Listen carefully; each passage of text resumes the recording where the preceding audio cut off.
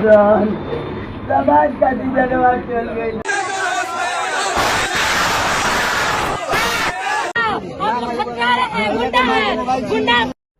नमस्कार दोस्तों, मैं Sanjay Prabhakar.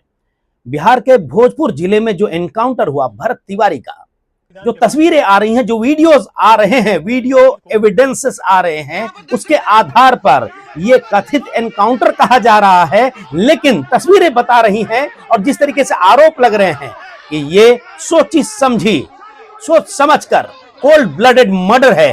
Cold blooded murder के आरोप लग रहे हैं बिहार के पुलिस पर, और इस घटना ने बिहार के सुशासन और कानून के राज के मुंह पर एक ऐसा तमाचा जड़ दिया है जिसने न सिर्फ नीतीश कुमार और सम्राट चौधरी की बिहार सरकार को कटघरे में खड़ा कर दिया है, बल्कि अब इसकी धधकती हुई सियासी आंच उत्तर प्रदेश की सीमा को पार करके सीधा मुख्यमंत्री योगी आदित्यनाथ के सिंहासन को भी झुलसाने जा रही है, ऐसा लग रहा है। अब आप सोचेंगे कि फर्जी एनकाउंटर और हत्या के आरोप तो बिहार के पुलिस पर लग रहे हैं, इसका असर उत्तर प्रदेश की सरकार और कुछ महीनों में होने जा रहे विधानसभा चुनाव पर कैसे पड़ेगा भाई? सोच रहे होंगे आप। आगे बहुत गौर से सुनिएगा। पहले इस घटना की बात करेंगे, फिर बॉम्बे हाई कोर्ट के उस लैंडमार्क जजमेंट की बात करेंगे जिससे यह बात पक्का कहा जा सकता है कि भरत तिवारी के फेक एनकाउंटर में शामिल पुलिस वाले और उनको ऐसा करने का आदेश देने या निर्देश देने वाले सभी को दोषी साबित होने पर उम्र कैद या फांसी की सजा पक्की हो सकती है। सुप्रीम कोर्ट की 2 जजों की बेंच की वो लैंडमार्क कमेंट की बात भी मैं बताऊंगा दोस्तों। उसके बाद आरोपों के मुताबिक इस पुलिसिया हत्याकांड की आंच बीजेपी की उत्तर प्रदेश की सरकार पर कैसे पड़ सकती है, उसे गौर से सुनिएगा, बहुत गौर से सुनिएगा। यह बहुत ही संगीन मामला है जो बिहार में हुआ है, यह एनकाउंटर।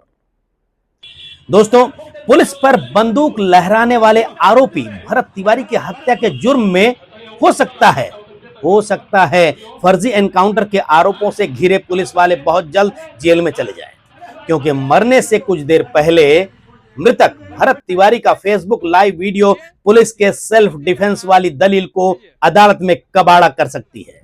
बिल्कुल, यह वीडियो एविडेंस है। सोशल मीडिया और डिजिटल चैनलों पर वायरल इस आखिरी वीडियो एविडेंस में साफ तौर पर देखा जा सकता है कि करीब 26 से 27 साल के, इस तरीके से रिपोर्ट्स आ रहे हैं उसके आधार पर मैं बोल रहा हूं, भरत भूषण तिवारी को भारी संख्या में बख्तरबंद गाड़ियों और अत्याधुनिक हथियारों से लैस बिहार पुलिस और एसटीएफ के जवानों ने, शायद एसटीएफ भी इसमें शामिल है, इन्होंने चारों तरफ से एक खुले मैदान में घेर रखा था, खेत खलियान में, और उस चक्रव्यूह के बीच खड़े होकर भरत तिवारी खुद मोबाइल से लाइव वीडियो रिकॉर्डिंग कर रहा था, लाइव दिखा रहा था, जिसमें यह शीशे की तरह साफ दिख रहा है कि पुलिस की मांग पर उसने अपनी पिस्टल या रिवॉल्वर जो भी है, अपने गन को काफी दूर, खुद से काफी दूर पुलिस की तरफ फेंक दिया था और पूरी तरह निहत्था होकर, पूरी तरीके से निहत्था होकर सरेंडर यानी कि आत्मसमर्पण कर चुका था। लेकिन इसके बावजूद कानून के रखवाले, ये बिहार पुलिस उसे पकड़ने की बजाय, गिरफ्तार करने की बजाय मार डाले।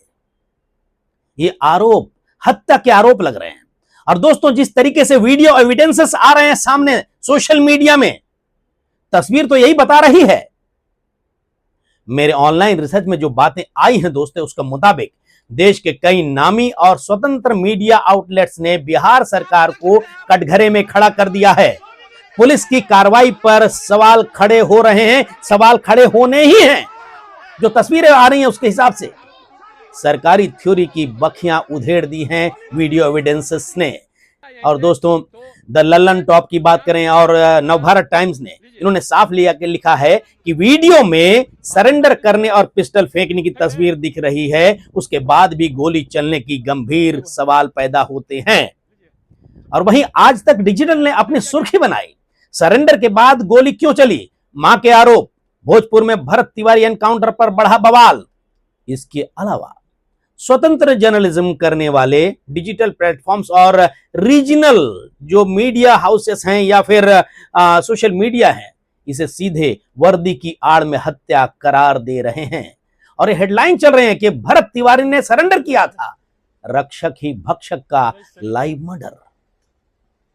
और लाइव हिंदुस्तान की खबर ने भी पोल खोलते हुए लिखा कि पकड़कर मारने के आरोप में थानेदार समेत कई निलंबित, जो साफ दिखाता है दोस्तों कि पुलिस ने निहत्थे हो चुके युवक पर ताबड़तोड़ गोलियां बरसाई, जिसके बाद तड़पते हुए भरत तिवारी को अस्पताल ले जाया गया एम्बुलेंस में, और पटना के पीएमसीएच मेडिकल कॉलेज जो है अस्पताल, वहां ले जाते हुए उसकी मौत हो गई।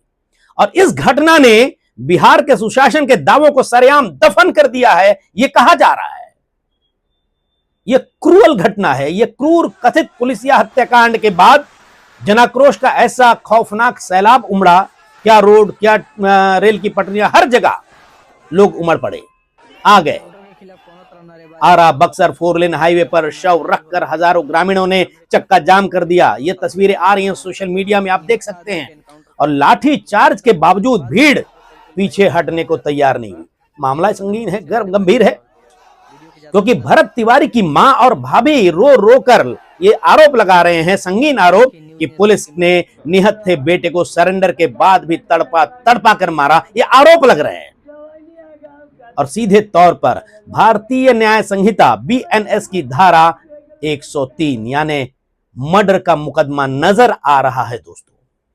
और खबरें बता रही हैं, जिस तरीके से खबरें आ रही हैं, खबरें बता रही हैं कि भरत तिवारी का कोई पुराना क्रिमिनल रिकॉर्ड भी नहीं था।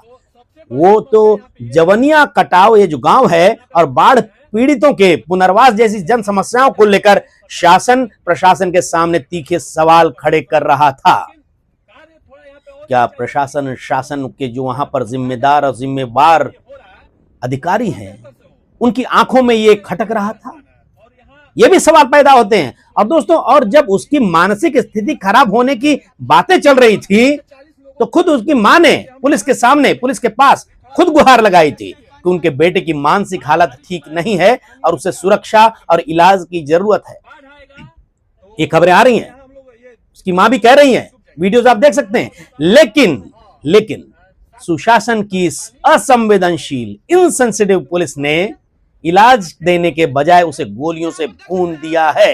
ये आरोप लग रहे हैं दोस्तों। जिस तरीके से खबरें आ रही हैं, उसके मुताबिक भरत तिवारी साउंड माइंड का इंसान नहीं था, उसकी मानसिक स्थिति ठीक नहीं थी।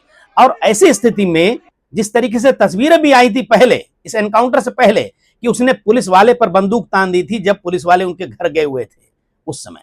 लेकिन जो एनकाउंटर हुआ उससे पहले उसने अपना गन फेंक दिया था पुलिस के सामने और सरेंडर कर दिया था, तस्वीरें बता रही। तो ऐसे में भारी संख्या में मौजूद पुलिस बल जो उसे घेरे हुए थी चारों तरफ से, उनके पास लाठी नहीं थी, आंसू गैस या फिर उसे जिंदा काबू में करने का कोई और तरीका नहीं था।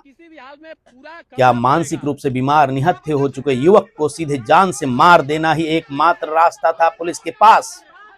सवाल खड़े हो रहे हैं दोस्तों। भारत का कानून कहता है कि जब किसी आरोपी ने अपने हथियार फेंक दिए हों या सरेंडर कर दिए हों और वो पूरी तरीके से पुलिस के कंट्रोल में लगभग है या फिर है और घेरे में आ चुका हो, तो वहां पुलिस के पास, गौर कीजिएगा, ऐसी स्थिति में पुलिस के पास राइट टू प्राइवेट डिफेंस यानी आत्मरक्षा का अधिकार रत्ती भर भी काम नहीं करता है। अब बीएनएस के निजी रक्षा से प्राइवेट डिफेंस की जो जुड़ी हुई धारा है बीएनएस 34 और 44 के तहत, बीएनएस 34 से 44 के तहत जो सेक्शन 37 है, वो साफ तौर पर यह ब्रेक लगाती है कि सेल्फ डिफेंस में जरूरत से ज्यादा नुकसान नहीं किया जा सकता। और सेक्शन 40 बीएनएस की सेक्शन 40 स्पष्ट करती है कि शरीर की निजी रक्षा का अधिकार सिर्फ तभी तक चलता है जब तक खतरे की वास्तविक आशंका बनी रहे। ऐसे में जब पिस्टल या गन दूर फेंक दी गई हो, जो तस्वीरें हमें दिख रही हैं, तो खतरा बचा कहां था पुलिस के लिए? खतरा कहां था और गोली किस डर में चलाई गई? यह सवाल उठेंगे अदालत। यही वजह है कि जनता के भारी दबाव और वीडियो के अकाट्य सच के सामने, वीडियो एविडेंसेस के सामने घुटने टेकते हुए बिहार सरकार को आनन फानन में थाना प्रभारी के साथ साथ 6 अन्य पुलिस कर्मियों को, आरोपियों को सस्पेंड करना पड़ा। सस्पेंड, ये सवालिया है भाई, आगे सुनिएगा। पर यहां सबसे बड़ा सवाल यह उठता है कि जब तस्वीरें और वीडियो साफ तौर पर चीख चीख कर पुलिस पर हत्या का संगीन आरोप लगा रहे हैं, तो सिर्फ सस्पेंशन का यह नाटक क्यों खेला जा रहा है? क्योंकि सस्पेंशन कोई सजा नहीं है, बल्कि एक एडमिनिस्ट्रेटिव स्टेप है, एक एक्शन है। सवाल उठाए जा रहे हैं, लोग पूछ रहे हैं, क्या इस कोल्ड ब्लडेड मर्डर के आरोप में और संगठित होकर पुलिस वाले संगठित होकर एक निहत्थे व्यक्ति की हत्या की साजिश रचने के जुर्म में, कैमरे में सब कुछ दिख रहा है, इस जुर्म में उन आरोपी पुलिस वालों पर हत्या की एफआईआर, मर्डर की एफआईआर दर्ज की गई है? हो सकता है कि जब मैं वीडियो रिकॉर्डिंग कर रहा हूं इस दरमियान हो भी गई हो। बहरहाल जब तक मैं ये वीडियो रिकॉर्डिंग कर रहा था तब तक तो ये एफआईआर दर्ज नहीं हुई थी। तो दोस्तों, अपराधियों की बात बात पर कुंडली खंगालने वाली और उनकी अवैध संपत्तियों को जमींदोज करने का दावा करने वाली सरकार से आज जनता जरूर पूछ रही है कि क्या जघन्य हत्याकांड को अंजाम देने वाले वर्दीधारी अपराधियों के घरों पर भी सरकार का बुलडोजर गरजेगा, या फिर कानून की ये सारी धौंस सिर्फ आम जनता के लिए बची है? सोचिएगा। पीड़ित परिवार और स्थानीय लोगों की आवाज है कि इस पूरे तंत्र पर अब रत्ती भर भी भरोसा नहीं किया जा सकता, लोग कह रहे हैं।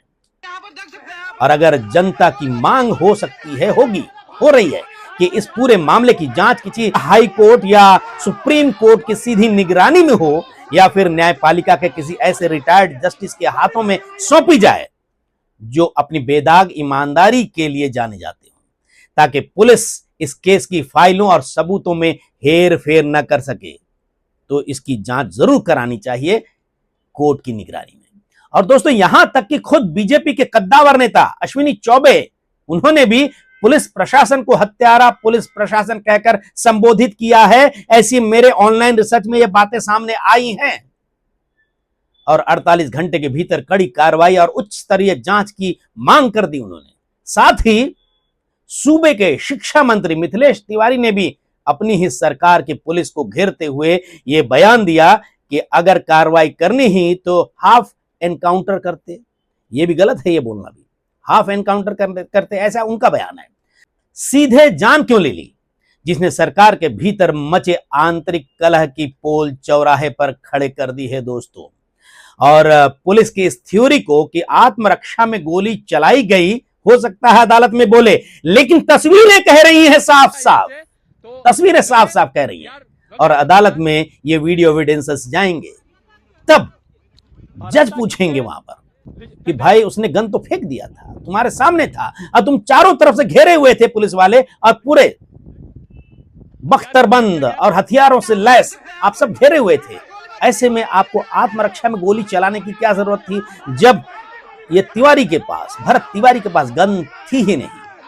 अदालत के सामने टिक पाना नामुमकिन होगा ये दलील कि हमने आत्मरक्षा में गोली चलाई, क्योंकि ये वायरल वीडियोस, डिजिटल एविडेंसेस कानूनन एक ऐसा ब्रह्मास्त्र है जिसे पुलिस अपने रसूख और गवाहों को डरा धमकाकर प्रभावित करने के हथकंडों से भी कभी मिटा नहीं पाएगी दोस्तों। और देश की अदालतों के इतिहास में ऐसे पुलिसिया मर्डर्स को लेकर बेहद सख्त और ऐतिहासिक नजीरें मौजूद हैं। सुप्रीम कोर्ट ने पीयूसीएल बनाम महाराष्ट्र वाले केस में एक ऐतिहासिक फैसला सुनाया था, जिसमें यह कहा था कि हर एनकाउंटर मौत की एक स्वतंत्र और निष्पक्ष जांच होनी चाहिए, क्योंकि पुलिस अपनी ही गोली की खुद जज नहीं बन सकती। वहीं फर्जी एनकाउंटर के बेहद चर्चित प्रदीप शर्मा केस में बॉम्बे हाई कोर्ट ने आरोपी पुलिस अधिकारी को सीधे उम्र कैद की सजा सुनाई थी। आप चाहिए तो गूगल में जाके चेक कर लीजिए। इसके अलावा देश के सर्वोच्च न्यायालय ने प्रकाश कदम बनाम राम प्रसाद विश्वनाथ गुप्ता 2011 का केस है। इस मामले में सुप्रीम कोर्ट के जस्टिस मार्कंडेय काटजू की बेंच ने बेहद कड़ा रुख अपनाते हुए साफ साफ कहा था कि जो पुलिस वाले कानून का बिल्ला लगाकर फर्जी एनकाउंटर करते हैं, गौर कीजिएगा, सुप्रीम कोर्ट की जस्टिस मार्कंडेय काटजू की बेंच ने कहा था, बेहद कड़ा रुख अपनाते हुए क्या कहा था, कि जो पुलिस वाले कानून का बिल्ला लगाकर फर्जी एनकाउंटर करते हैं या सरेंडर कर चुके व्यक्ति की हत्या करते हैं, उन्हें रेयरेस्ट ऑफ रेयर उन्हें रेयरेस्ट ऑफ रेयर यानी दुर्लभ से दुर्लभतम की श्रेणी में रखकर सीधे फांसी की सजा या उम्र कैद दी जानी चाहिए, क्योंकि स्टेट की सत्ता यानी कि शासन और वर्दी का इस्तेमाल करके किया गया कत्ल आम कत्ल से 1000 गुना ज्यादा संगीन जुर्म है। यह सुप्रीम कोर्ट ने टिप्पणी की थी। दोस्तों, जिस केस की मैं बात कर रहा हूं, प्रकाश कदम वर्सेस राम प्रसाद विश्वनाथ गुप्ता, यह मामला मुंबई के राम नारायण गुप्ता उर्फ लखन भैया की मौत से जुड़ा हुआ है। आरोप था कि कुछ पुलिस अधिकारियों ने निजी लोगों के साथ मिलकर उनका अपहरण किया और बाद में फर्जी पुलिस मुठभेड़ दिखाकर उनकी हत्या कर दी। और मामला सुप्रीम कोर्ट पहुंचा तो जस्टिस मार्कंडेय काटजू और जस्टिस ज्ञान सुधा मिश्रा की बेंच ने बेहद सख्त रुख अपनाया। अदालत ने कहा, प्रामा फसाई ऐसा लगता है, यानी कि प्रथम दृष्टया ऐसा लगता है कि कुछ पुलिसकर्मी कानून के रक्षक नहीं बल्कि निजी लोगों के लिए कॉन्ट्रैक्ट किलर की तरह काम कर रहे थे। इसके बाद जस्टिस काटजू ने वो ऐतिहासिक टिप्पणी की जिसे आज भी फर्जी एनकाउंटर बहस में कहा जाता है, मेंशन किया जाता है। उन्होंने कहा था, fake encounters are nothing but cold blooded brutal murders by persons who are supposed to uphold the law। यानी फर्जी एनकाउंटर कानून की रक्षा करने वाले लोगों द्वारा किया गया, ठंडे दिमाग से किया गया निर्मम कत्ल है, निर्मम हत्या है। अदालत यहीं नहीं रुकी। अदालत ने आगे कहा, if policeman are found guilty of fake encounters they must be given death sentence treating it as the rarest of rare cases. अर्थात यानी यदि मुकदमे में साबित हो जाए कि पुलिस वालों ने फर्जी एनकाउंटर किया है तो ऐसे मामले को रेयरेस्ट ऑफ रेयर मानते हुए उन्हें मृत्यु दंड तक दिया जा सकता है। जस्टिस काटजू ने साफ कहा था कि स्टेट यानी शासन की शक्ति और वर्दी का इस्तेमाल करके किया गया कत्ल किसी आम हत्या से कहीं ज्यादा गंभीर गुनाह है, क्योंकि इससे नागरिकों का कानून और न्याय व्यवस्था पर भरोसा टूटता है। दोस्तों, अदालत ने यह भी कहा कि पुलिस कानून लागू करने के लिए है, कानून को अपने हाथ में लेने के लिए बिल्कुल नहीं है। इसलिए जब भी किसी पुलिस मुठभेड़ में, पुलिस एनकाउंटर में यह सवाल उठे कि क्या व्यक्ति को जिंदा गिरफ्तार किया जा सकता था, क्या उसने आत्मसमर्पण कर दिया था, क्या उसने सरेंडर कर दिया था, क्या खतरा वास्तव में खत्म हो गया था, तब अदालत को बेहद सावधानी से हर सबूत की जांच करनी चाहिए, ताकि अगर वर्दी की आड़ में कोई अपराध हुआ है तो दोषी बच न सके, और अगर पुलिस ने कानून के अनुसार काम किया है तो उसे भी न्याय मिल सके। दोस्तों, दरअसल इस केस में जमानत याचिका पर सुनवाई करते हुए बेंच ने, सुप्रीम कोर्ट की बेंच ने, 2 जजों की बेंच ने यह टिप्पणी की थी। हालांकि हत्या के आरोपी प्रदीप शर्मा फिलहाल जमानत पर बाहर हैं। अब आपके मन में यह सवाल पैदा हो रहा होगा कि सुप्रीम कोर्ट ने इतनी कड़ी टिप्पणी की कि भाई रेयरेस्ट ऑफ रेयर केस मानते हुए इसमें मृत्यु दंड तक की सजा दी जा सकती है, उम्र कैद से लेकर मृत्यु दंड तक की, तो फिर प्रदीप शर्मा बाहर कैसे हैं? दोस्तों, दरअसल बॉम्बे हाईकोर्ट ने लखन भैया फर्जी एनकाउंटर केस में प्रदीप शर्मा को दोषी मानते हुए, दोषी करार देते हुए उम्र कैद की सजा सुनाई थी। इसके बाद प्रदीप शर्मा ने इस फैसले को सुप्रीम कोर्ट में चुनौती दी। सुप्रीम कोर्ट ने उनकी सजा को खत्म नहीं किया है, सजा को खत्म नहीं किया है और न ही उन्हें बरी किया है। कोर्ट ने सिर्फ उनकी अपील पर अंतिम फैसला आने तक उन्हें जमानत की राहत दी है। यानी जमानत का मतलब बेगुनाह होना बिल्कुल नहीं है। जमानत का मतलब है सिर्फ यही कि जब तक केस की आखिरी सुनवाई चल रही है तब तक आरोपी कुछ शर्तों के साथ जेल से बाहर रह सकता है। इसलिए प्रदीप शर्मा आज बाहर हैं, लेकिन उनके केस का अंतिम फैसला अभी भी सुप्रीम कोर्ट के हाथ में है दोस्तों। इसलिए बिहार के इस ताजा मामले में भी अदालत को अपनी आंखें खुली रखनी होंगी ताकि वर्दी की आड़ में छिपे हत्यारे बच ना सके। दोस्तों, इस फर्जी एनकाउंटर का जो सबसे भीषण और विध्वंसक असर हो सकता है वो है पड़ोसी राज्य उत्तर प्रदेश की राजनीति पर, क्योंकि आने वाले कुछ महीनों के अंदर ही वहां पर विधानसभा चुनाव होने जा रहे हैं और इससे वहां का पूरा समीकरण बदल सकता है। क्योंकि समाजवादी पार्टी के राष्ट्रीय अध्यक्ष अखिलेश यादव ने बीजेपी के हिंदुत्व और सोशल इंजीनियरिंग कार्ड को ध्वस्त करने के लिए अपने पारंपरिक पीडीए, पिछड़ा दलित अल्पसंख्यक के चक्रव्यूह में अब एक नया और सबसे मारक अक्षर बी यानी ब्राह्मण को जोड़कर पीडीएबी का नारा बुलंद कर दिया है, एकदम ताजा ताजा। अभी 1-2 दिन पहले ये बातें सामने आई हैं, खबरों में आपने पढ़ी भी होंगी। और इस मामले ने बीजेपी के रणनीतिकारों के माथे पर चिंता की गहरी लकीरें जरूर खींच दी होंगी। और बीजेपी शासित राज्य बिहार में एक ब्राह्मण समाज के लड़के की सरेंडर के बाद हुई इस कथित निर्मम हत्या के आरोप ने उत्तर प्रदेश के भीतर पहले से ही सुलग रही ब्राह्मण समाज की गहरी नाराजगी की आग में पेट्रोल डालने का काम कर दिया होगा, ऐसा कहा जा रहा है। उत्तर प्रदेश में ब्राह्मण नाराज है कहा जा रहा है। और इसी मामले पर द क्विंट और द फेडरल ने, ये बड़ी न्यूज एजेंसीज हैं, इसने साल 2026 में बेहद डिटेल में और तीखा राजनीतिक एनालिसिस छापा कि कैसे यूपी में योगी सरकार के कार्यकाल के दौरान हुए सैकड़ों एनकाउंटर्स को लेकर विपक्ष और खासकर ब्राह्मण बुद्धिजीवियों का यह बेहद आक्रामक आरोप रहा है कि वहां अपराधियों की सूची और एनकाउंटर के फैसलों में एक खास जातिगत और चुनिंदा पैटर्न को अपनाया जा रहा है, ऐसे आरोप लगे, जिससे यूपी का एक बड़ा और प्रभावशाली ब्राह्मण धड़ा खुद को पूरी तरीके से उपेक्षित, असुरक्षित और टारगेटेड महसूस कर रहा था या कर रहा है। और अब बिहार के इस लाइव वीडियो वाले एनकाउंटर ने उस नैरेटिव को और ज्यादा पुख्ता कर दिया है। दोस्तों, यह कहा जा रहा है ब्राह्मण और सवर्ण समाज की इस तीखी नाराजगी के पीछे सिर्फ एनकाउंटर की सियासत नहीं है, बल्कि इसके पीछे आर्थिक और सामाजिक नीतियां भी हैं, क्योंकि केंद्र की मोदी सरकार द्वारा हाल के दिनों में उच्च शिक्षण संस्थानों और यूजीसी और कैंपस में ओबीसी और अन्य आरक्षित वर्गों के प्रतिनिधित्व को आक्रामक तरीके से बढ़ाने के फैसलों और एट्रोसिटी एक्ट के कड़े प्रावधानों को जिस तरह लागू रखा गया है, उससे सवर्ण और ब्राह्मण समाज के भीतर यह तीव्र संदेश गया है कि भारतीय जनता पार्टी उनके पारंपरिक और सबसे वफादार कोर वोटर की कीमत पर नए सामाजिक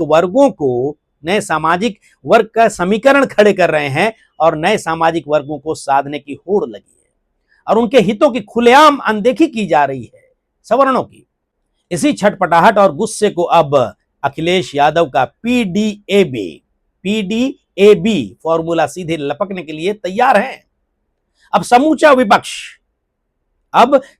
विपक्ष बिहार के सम्राट चौधरी सरकार और यूपी की योगी सरकार को एक साथ घेरने के लिए सोशल मीडिया से लेकर देश की हर छोटी बड़ी राजनीतिक चौपाल पर इस एनकाउंटर के खौफनाक लाइव वीडियो फुटेज को सीधे जनता की अदालत में रखने जा रहा है, रख भी रहा है, ताकि इस ज्वलंत और अकाट्य सबूत के दम पर, जिस तरीके से सबूत आ रहे हैं, वीडियो एविडेंसेस आ रहे हैं, इसके दम पर बीजेपी के सुशासन और जीरो टॉलरेंस के दावों की कलई खोलकर आम जनता से बीजेपी राज के इस कथित फेक एनकाउंटर तंत्र के खिलाफ जागने की सीधी अपील की जा सके, ये कहा जा रहा है।